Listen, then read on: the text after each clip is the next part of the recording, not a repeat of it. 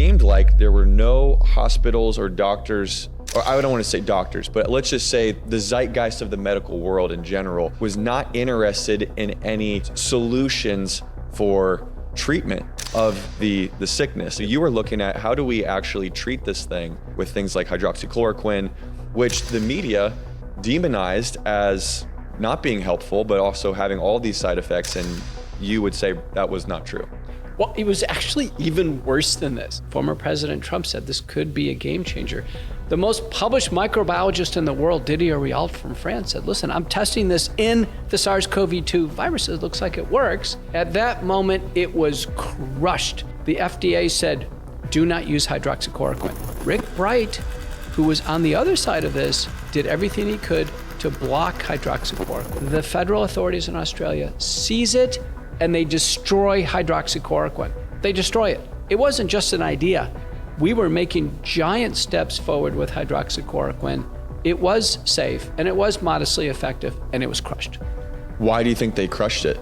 I think it was intentional in order to promote fear, suffering, hospitalization, and death, to promote these things in order to prepare the population to accept only one option, and that was mass vaccination. And so they're putting all of this fear, like you said, but then you have these very simple options. And so now we're taking those options from people, waiting until people are so sick that they're hospitalized, and then only giving them an option that isn't going to help them but could actually make the problem worse.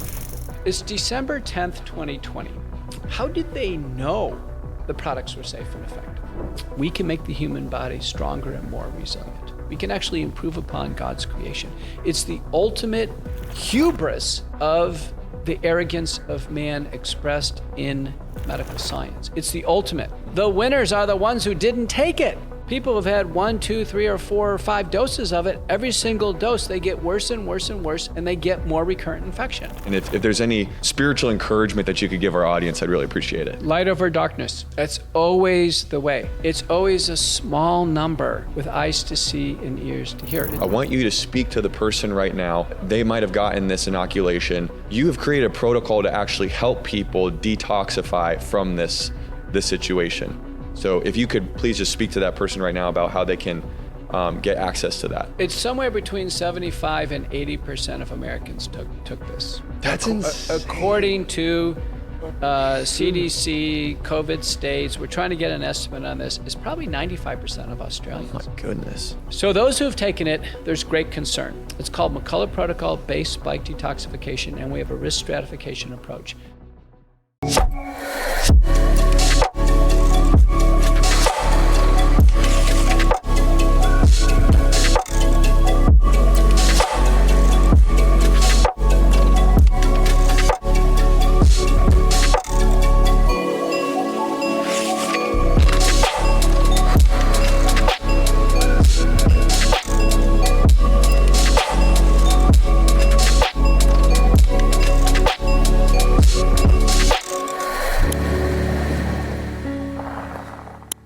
Ladies and gentlemen, welcome back to Directed Life. This is a really unique episode. I get to be with Dr. Peter McCullough, and little do people know, because the documentary that we did together, The Time Is Now, we released it in 2021. This was when censorship was at an all-time high. Twitter did not yet belong to Elon Musk. So I actually scrubbed my name from the documentary as the director, but you and I, we actually met together. We did an interview with you for that documentary. And what we were really doing was trying to show the opposite narrative that the mainstream media wasn't showing us regarding all things pandemic. And so we are here, I guess, 3 years later, and so much has happened even over the past couple of weeks and months that I think I was in Dallas. I was like, hey, we have to get together and get a follow-up interview about what's been going on. But before we dive into that, you have to give the audience an understanding of your background, because you are one of the most decorated and learned doctors in your profession. And I think that's what makes your story and what happened to you really special for people to understand. So buckle up, because when he shares with you why he is worth listening to, it's a long list of credentials. So could you please share?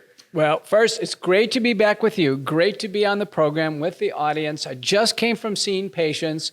And as you've pointed out, I'm late because patient care comes first. I'm a practicing internist and cardiologist. I have degrees from Baylor here in Texas, University of Texas Southwestern, University of Michigan, and Southern Methodist University. I am academically engaged, heart and kidney disease research my entire career.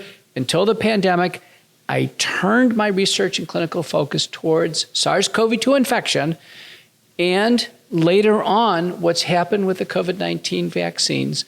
I realized that the world needed scholarship, it needed clinical excellence, and the world needed guidance on how to navigate through all this. So I've amassed now over 700 peer-reviewed publications in the National Library of Medicine citations, 70 of which, 10% of which are on the pandemic and pandemic-related issues. I have given grand rounds at every major medical center in the United States. I've testified before the Senate on 3 occasions, led 2 of the major COVID-19 vaccine Senate hearings. I testified in the U.S. House of Representatives with the panels, European Parliament, and given, 200 public programs now where people come in person and we review what happened and what people need to do now.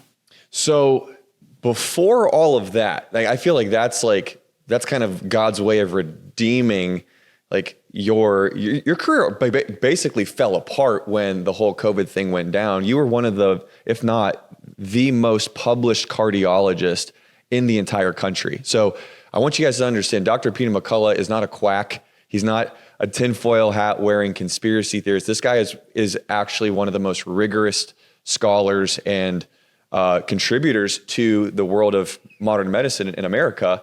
Is that true or false, by the way? Yeah, I was the editor of Cardiorenal Medicine, which is an area that, in a sense, I helped develop heart and kidney disease, reviews in cardiovascular medicine. I published the textbook in Braunwald's Textbook of Cardiology, which is the Bible of cardiology. That's out of Harvard on this topic. I am now the editor-in-chief of Cardiovascular Innovation and Research, a new cardiovascular journal. And I've just dedicated my life to scholarship. I can tell you in my areas of inquiry, there's been big advances in vitro diagnostics, therapeutics, and with COVID-19, I've published McCullough Protocol, which is copyrighted in my name, the most widely used treatment approach to help people stay out of the hospital and avoid hospitalizations and deaths with acute COVID. I've now published and promulgated McCullough Protocol base spike detoxification. Again, the most widely used and successful approach for people to handle what's happened to their bodies after the vaccines. And my career has taken a turn, but I think the way to think about it, Kap, is that my career has entered a much more important phase now. I agree with that. Now the stakes are even higher. It's not incremental steps forward. Now they're big step forwards. And T.S. Kuhn wrote in The Structure of Scientific Revolutions, 1968, that medicine and science advances in this kind of inching phase. I was inching along, making important contributions in the field of heart and kidney disease. But then suddenly we hit an inflection point where, boom, there's a big unmet need and somebody fills it, and it was me. And that's when the arc of things for humanity changed greatly.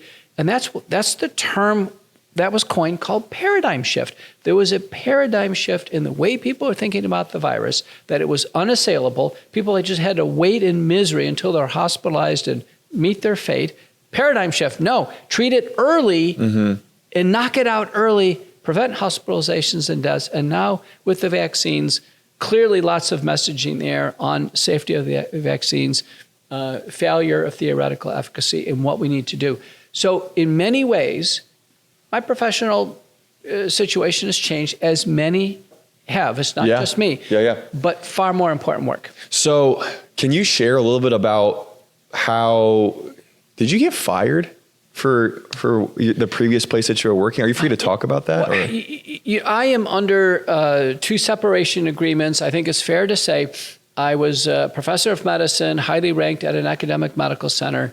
We can't say which one? My contract was not renewed for no reason. My releases were for no stated reason. I negotiated settlement agreement, had a lawsuit that I successfully defended, and now I'm navigating other bodies because we are in an era of censorship and reprisal. If anybody stands in the way of this global narrative, they're going to be professionally damaged. So, okay. So I'm reading between the lines, and I appreciate, we want to protect the situation that you're in.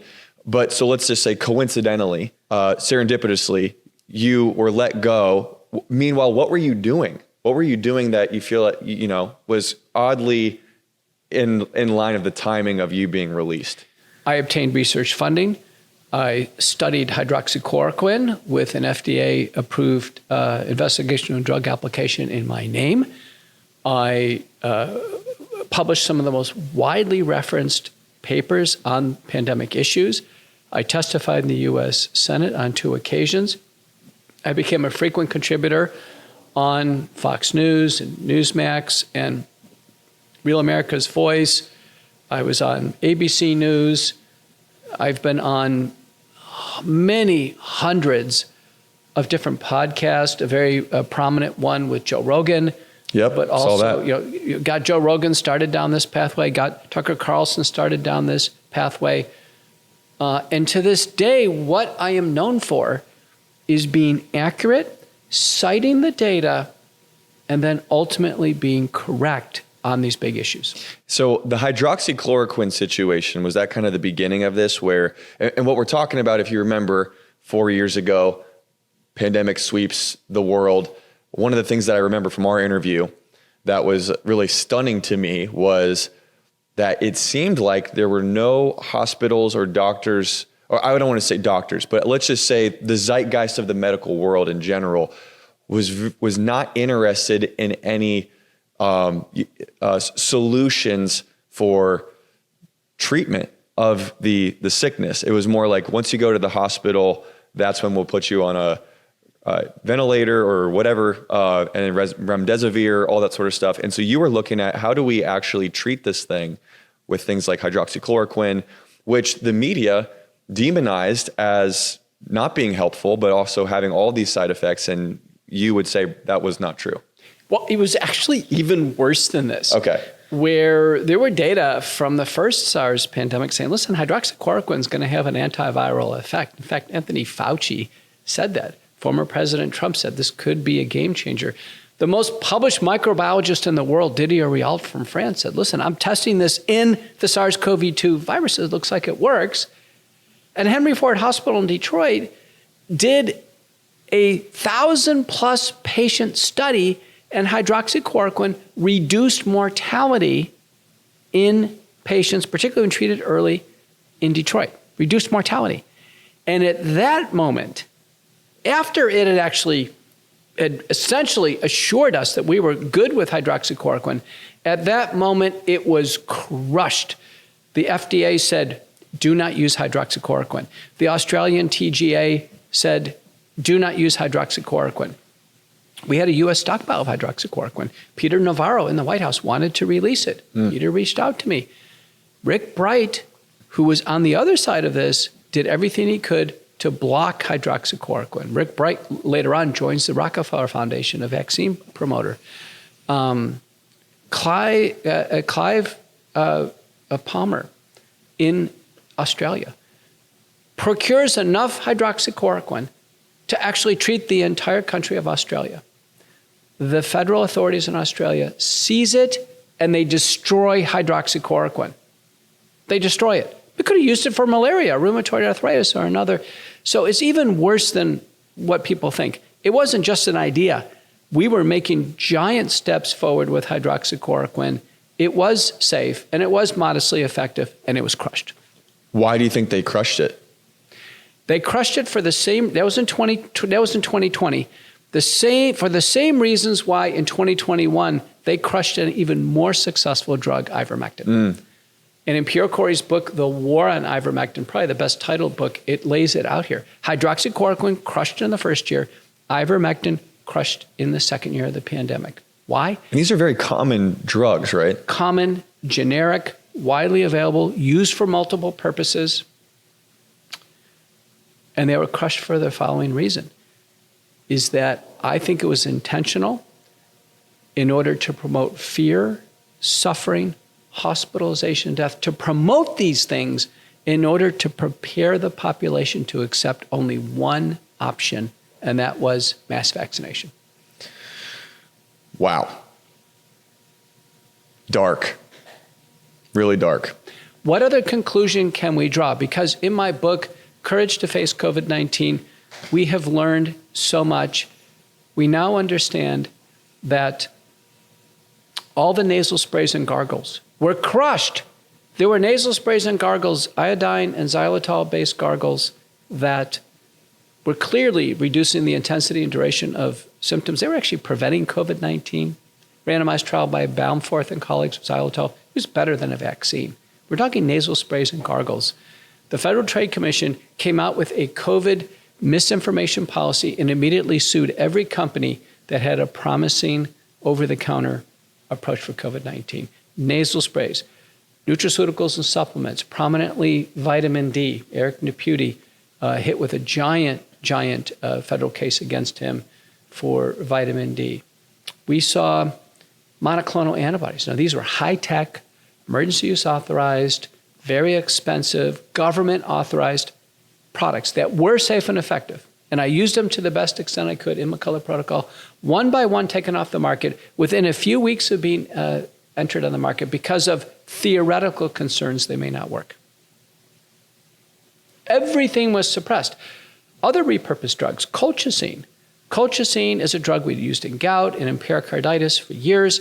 There's been now a network meta-analysis of 39 other meta-analyses, large trials, including the Corona trial, 30% reduction in mortality with colchicine, which we extended for 30 days during treatment, suppressed. Hospitals never used it. And the list goes on and on. Everything that was safe and effective that we used in a multi-drug protocol on day one at home was effectively crushed by the CDC, the NIH, the FDA, the Federal Trade Commission. And my goodness, and that's the health insane. systems were sending out emails, don't use any of these. Don't use any of these. Wait till the patient is hospitalized. Still don't do anything. And then when the patient can't breathe and needs oxygen, start Remdesivir as the lead drug. Now, Remdesivir was the first intravenous that was EUA approved. But within a few months, we knew it didn't work. The World Health Organization looked at this and said, you know what? It doesn't work. Don't use Remdesivir. Don't. It doesn't work, and it can cause some kidney damage and liver damage. That was in November of 2020. When the WHO said that, everyone should have stopped using Remdesivir. What we do in the United States, HHS actually incentivized hospitals to use a drug that the World Health Organization and the world knew didn't work. Oh my God. WHO research group Solidarity reviewed this again a year and a half later, May of 2022, and said there are more studies. Were we wrong on Remdesivir? They concluded we are right to begin with. We should have never used it. If you're an individual who loves my perspective on things happening in the world, particularly through a spiritual perspective, but you're not able to easily get a hold of me in the comments on YouTube or on Instagram or other social media profiles, trust me, I also feel very frustrated about that. I try my best to respond to all of them as quickly as possible, but with the amount that comes through, it becomes very challenging. But I have an option for you. If you're very serious about getting my expert advice on anything related to entrepreneurship, relationships, social media, current events, or even anything spiritual at all, I've just created a profile on an app called Connect, and this will allow you to connect with me via text message or video message, or even schedule a video call, and I can respond to you in as little as 24 hours. So my invitation to you is to go to Connect.com or download the Connect app to your phone. Search my name, it's pretty easy to find, Kap Chatfield, KAPCHATFIELD. And feel free to ask me any question. I would love to be able to answer that question for you as soon as possible. So please do that today. You can download the app from any app store, or you can click the link in the description of this episode or this video to ask me any question on Connect today. Now, back to the episode. I just feel like that's criminal. Like, you have Like, am I wrong? Am I wrong for having such an emotional response to what you're saying in regards to you have the way I see this, because you're in the world of medicine, I'm in the world of media. When I look at what happened in 2020, it was the biggest marketing campaign I've ever seen. You know, I've done marketing campaigns for companies and things and organizations, churches, things like that. So you're thinking of like flyers, ads, video content, and then it was like for a period of time, you couldn't walk anywhere without giant billboards about masking up, putting this, this thing in your arm. And then there's this like undercurrent of anger and fear of people. If you weren't wearing a mask, all of a sudden you're public enemy number one. And so they're putting all of this fear, like you said, but then you have these very simple options that some of them, like ivermectin, won a Nobel Prize for its ability to help people globally. And so now we're taking those options from people, waiting until people are so sick that they're hospitalized, and then only giving them an option that isn't going to help them but could actually make the problem worse. How is that not criminal in my mind? To this day, there's no chief of medicine in the United States or anywhere in the world who's willing to step out and say that was the right approach. There's not a single hospital in our country or anywhere in the world that claims to be a center of excellence for treating COVID. The only reason why that can be the case is they know they didn't do the best they could for patients. They know that. There's a principle called medication reconciliation, which says if patients are on drugs at home and they get sicker, they should always continue those drugs through the hospital. They have the right to do that. So if we had started them on ivermectin, hydroxychloroquine, nasal sprays and gargles, colchicine, prednisone, etc., they should have been continued in the hospital. Dr. J.J. Roster from Florida published the ICON study in chest in 2020, ivermectin. It reduced mortality by 50% for hospitalized patients. Every single patient in the United States should have received ivermectin during their hospital stay. Every single patient hospitalized in the United States should have received upfront monoclonal antibodies in the ER. They were safe and effective. We had bought enough monoclonal antibodies for every sick person in the United States to receive them. And sadly, a tiny fraction of people received early treatment. Now, those who were blessed enough to get early treatment, most widely used was McCullough protocol. They weren't hospitalized and they didn't die. They survived. And in my practice, I treated people in their 90s, people on oxygen at home, all these medical problems, heart failure, atrial fibrillation, emphysema, and I pulled them through. Sadly, we heard stories about people, in their 50s and 60s, many times with obesity, diabetes, other problems, getting no early treatment and then succumbing in the hospital. Here in Dallas, it was 2-to-1 African Americans and Hispanics dying over Caucasians. And it was a tragedy. It was because of lack of access to early treatment. Wow. Okay. So your hypothesis, which I would, looking at this, from an outsider's perspective, it seems like it's true that the only thing that they were really trying to do is to get people to comply to this jab, basically. If we're trying to be careful with the language we're using for YouTube, we love you.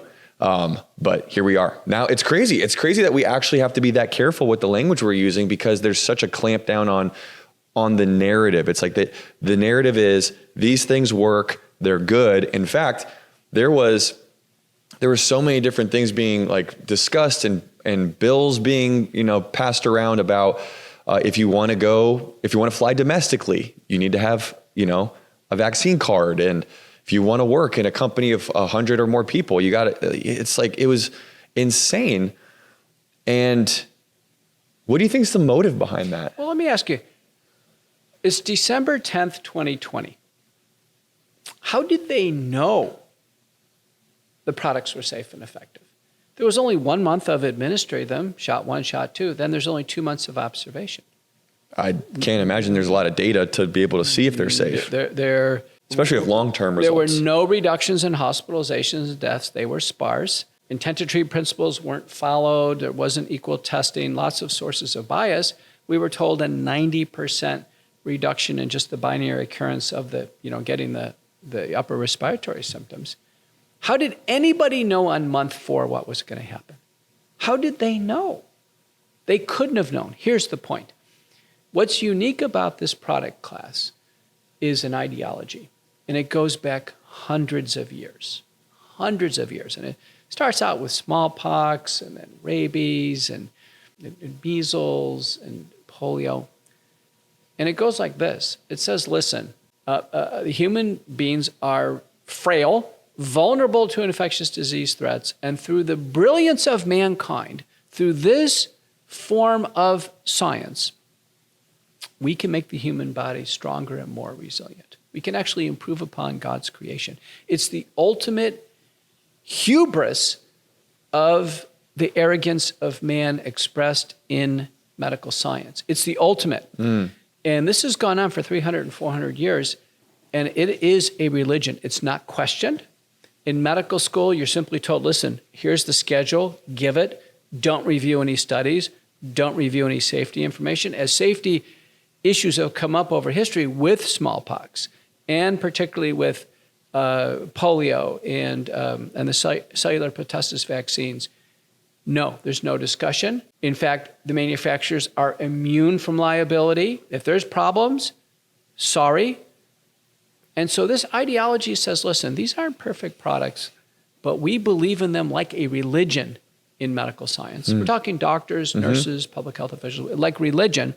They're not perfect, but in order for this to work, everybody must take them. And if some individuals are harmed or sadly lose their lives, sorry, they have to take it for the betterment of humanity. That is how this religion goes. And anybody who questions this religion is out. And it's very important. So if I was to walk into a medical grand rounds and say, listen, I'm concerned about product safety here. If people were pleasant to me, they'd say, listen, we don't want to talk about it. If they were a little less present, they say, get out. It's no different than me going into a mosque and saying things that are anti-Islamic. I'd be shown the door.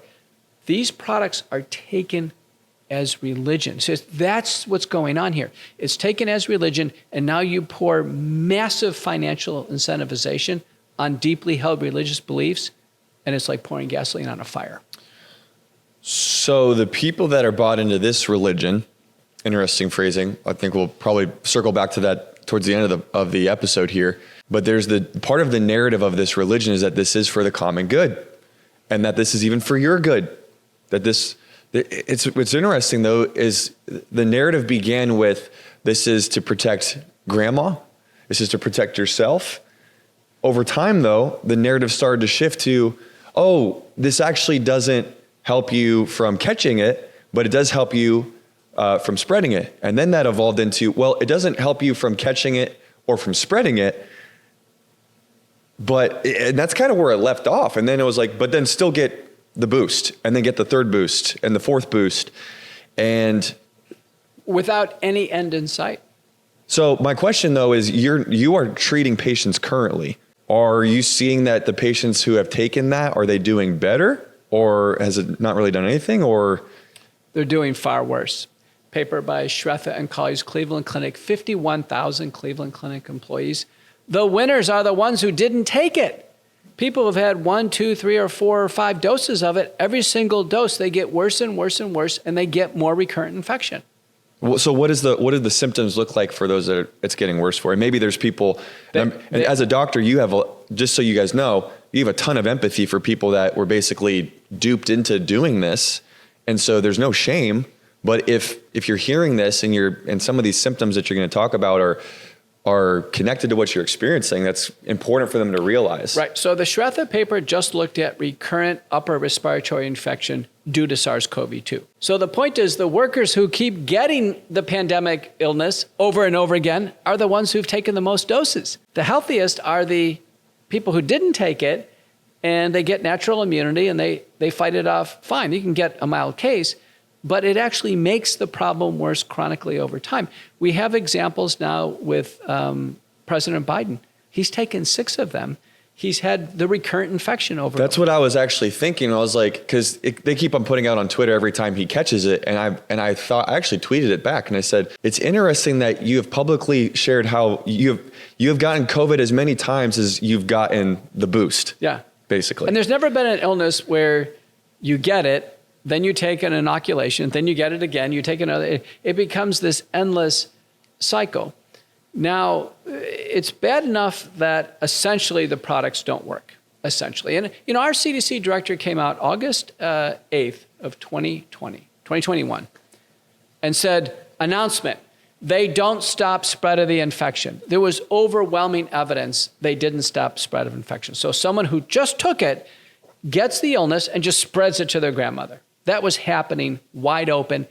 The CDC said, listen, we have to tell America they don't stop spreading. At that point in time, there never should have been a single mandate for anybody to take it, because the only reason why an employer or a school or an athletic team or the military would ever require it was that if it reduced spread. In fact, you wouldn't want somebody to take it and then conceal it and go spread it to somebody else. Sure. But in fact, that's exactly what happened. The Biden mandates came in the fall. Even the NFL mandated it for pro players after the CDC announced it didn't stop transmission. Now you have some other things. You've had a lot of, not you necessarily, but you see these things populating on social media of connections to the jab and myocarditis, which was apparently a massive conspiracy. But now Dr. Fauci has recently come out saying, no, actually, we knew that this would possibly be a side effect. And it's almost like he's covering his tracks. That's what it looks like. So I'm not trying to accuse. I'm just observable phenomenon here. Is this true that there's a connection between that and the inoculation? My stomach got sick when it was released, a slide from an internal NIH, CDC, FDA meeting in October of 2020. Before the products finished their trials, there was a slide saying, these are the side effects that we anticipate: myocarditis, blood clots, paralysis with Guillain-Barré syndrome, and the list goes on and on. It was fully expected and on a government public health agency slide in October of 2020. Now, they get EUA approved in December 10th of 2020, and they get released onto the market. By June of 2021, the CDC and FDA are holding emergency meetings. It causes heart damage. Now, and to make it worse, the people suffering heart damage, 90% were boys, and they were young. Young people in their teenage years, early 20s. And sadly, New England Journal of Medicine, first authors Verma and colleagues in the summer of 2021 reported a fatal case at Washington University Medical Center in St. Louis, a fatal case in New England Journal of Medicine. And then they started pouring in. We had Gil and colleagues, 2 boys, aged 16 and 17 in Connecticut. They take it on days 3 and 4 after taking one of the products. They're found dead in bed by their parents. They're perfectly healthy teenagers found dead in bed. They demand autopsies, which is the right thing. They call in University of Michigan, University of Minnesota, pathologists, they review. They conclude fatal myocarditis due to the product they took in the arm. Fatal. And then the cases started pouring in after that. And to this day, it's still not on the consent form that this product, when you take it in the arm, can cause fatal myocarditis. So you have one thing that I want to credit you with, because, and I don't say this to flatter you, I really genuinely mean this. I really believe that God has raised you up with your background, the education, the experience for such a time as this, to blow the whistle on what's happening and to also give people a solution. So there's a couple things I want to do. Number one, I want you to speak to the person right now who they might have gotten this inoculation. Maybe the symptoms are mild right now, or maybe they could appear later and they're kind of panicking. You have created a protocol to actually help people detoxify from this situation. So if you could please just speak to that person right now about how they can get access to that. It's somewhere between 75 and 80% of Americans took this. That's insane. According to CDC, COVID states, we're trying to get an estimate on this, is probably 95% of Australians. My goodness. To give you an idea. I didn't take it. You didn't take it. I'm a highly accomplished doctor. It was never safe to take. Never safe to take. I published an op-ed in The Hill in August of 2020, the great gamble of doing this. It's the only public figure in the world who called out a concern before they came forward. Only one in the world. You're talking to them right now. So those who have taken it, there's great concern. I've published with Nicholas Holscher, who's a fellow at McCullough Foundation. It's one of 70 or so papers that we have on this. It's called McCullough Protocol-Based Spike Detoxification, and we have a risk stratification approach. We start with patients. The first thing we do is we characterize how many times they've had the infection, how many different doses they had in the arm, and when did they take them. The more dangerous ones were given in 2021. I want people to know that. They did become safer in 2022 and 2023. The dangerous ones were in 2021. But we characterize all that, and then we measure a blood test. We measure the antibodies against the spike protein. The products make the spike protein in the body, probably for a potentially unlimited time period and an unlimited quantity. This is the great concern. Once they're injected into the body, there appears to be no way to shut them off, and we're greatly concerned about this. The protocol involves the combined use of 3 natural products that can be used over the counter that we have found in preclinical studies in the available randomized trials is the best application to get this spike protein out of the body. And they are nattokinase, derived from the fermentation of soy, bromelain, derived from pineapples and pineapple stems, and curcumin, derived from turmeric. In combination, now other things can be added, but it's McCullough Protocol-based spike detoxification. The doses are natto, 2,000 units twice a day, bromelain, 500 milligrams a day, curcumin, 500 twice a day, and we can double or quadruple these. And so we are widely using this. I've used it now for 2 years. I've watched people steadily improve. The best available vignettes give us guidance. I've held conference calls worldwide. What are other doctors seeing? And you know what? I copyrighted it so people could locate it. They were trying to figure, what are you talking about? McCullough Protocol, so they know. So it's copyrighted my name. But it's the ultimate accountability as well. Because if this doesn't work, believe me, I would hear about this. People would be all over me on social media, and yet what I get is a constant flood of thank yous. I'm finally better. I'm finally turning the corner. It can take a year or more of doing this. But all the symptoms, the ear ringing, the numbness and tingling, the heart pounding up and down, this vague chest pain, we see blood clots resolving. Now, we use blood thinners on top of this, but we see it resolving. We do add prescription drugs, colchicine for the myocarditis and pleuropericardial symptoms. We actually use a nicotine patch to try to block the spike protein for the neurologic features. Ivermectin for some of the cutaneous and craniofacial syndromes, hyperbaric oxygen. We use multiple things in combination, but we are getting people better after the vaccine and taking that risk away that was conferred to them when they took the shot. So we're wrapping up now. We don't have a ton of time. We will put a link for all of that information. And by the way, guys, he's giving this away generously to help people. So we'll put the link for that information in the description of this episode. But if you could, in 60 seconds or so, you're clearly a man of faith. I admire your spiritual connection, your way to look at what's happening here spiritually. And for me, when I see what's happening, as a follower of Jesus myself and as a pastor, I think one of the things that Jesus teaches us when he was dying on the cross was, Father, forgive them. They don't know what they're doing.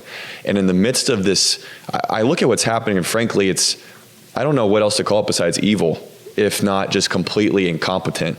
But it seems too coordinated just to be incompetent. I look at what's happening in the world, and to me, it's clearer than ever before that there is a spiritual battle between good and evil happening. This is not a battle of preferences or political parties.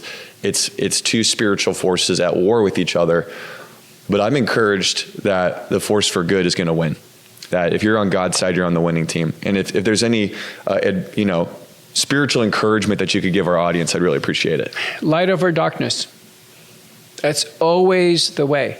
It's always a small number with eyes to see and ears to hear. It's always a ministry of having others take the scales off their eyes It's always the case. It is biblical. There's no doubt about it. What we are seeing is biblical. We are in an epic fight of good and evil. And I've traveled all over the world, and I've talked to Hindus and Muslims. They believe they're seeing a battle of good and evil in their context of their faith. And the same thing with Confucianists and those Jewish others. They see this. People are really wondering, what are we watching? Mm-hmm. Are we watching a form of a plague? Are we watching the end of time? Are we cast as characters? I encourage everyone to ask themselves, what is their role right now in this time of great controversy? Because I do think all of us have been cast a role, and we are being looked upon to do our part to compassionately help others through this difficult time. Beautiful. Dr. Peter McCullough, thank you so much for joining us. Thank you.